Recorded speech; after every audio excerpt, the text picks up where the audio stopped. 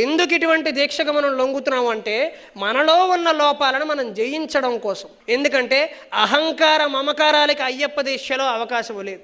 నేను నాది అనే భావనకి అయ్యప్ప దీక్షలో అవకాశం లేదు. మన వ్యక్తిగతమైన పేర్లు 42 రోజుల పాటు మర్చిపోవాలి. నువ్వు స్వామి, నేను కూడా స్వామి.